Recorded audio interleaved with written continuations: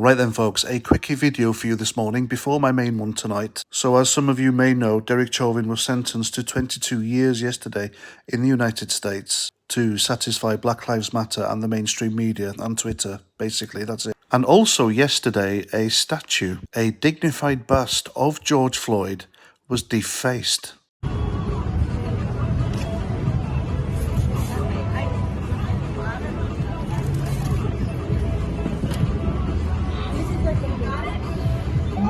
Now, I'll tell you why this is ironic, ladies and gentlemen, because it kind of makes sense. Well, it makes sense if you use the left's logic. You see, the left now, the hysterical Twitter mob, they have created a culture here in the West where it becomes normal to deface, destroy statues that you don't like and represent politics that you disagree with. And now that it's happened to St. George Floyd and his statue, suddenly that's not okay.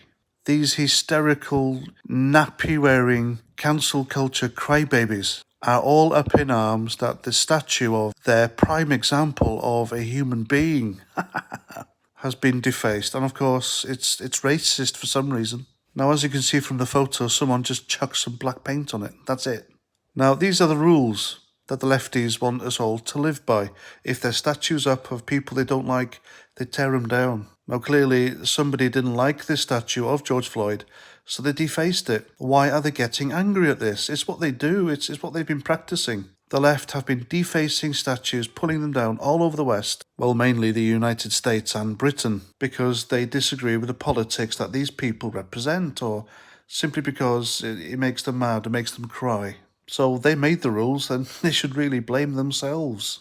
And George Floyd has had multiple statues built in his memory. A career criminal, basically, whose skin colour is being used by one demographic to beat another. And these statues were all built using taxpayers' money. I mean, George Floyd's family have received millions, I think to the tune of 27 million out of what happened, so they've done rather well. Why haven't they paid for it? The lefties were screeching because Margaret Thatcher would have had a taxpayer-funded state funeral for her outstanding services to this country. But in the end, her family paid for it.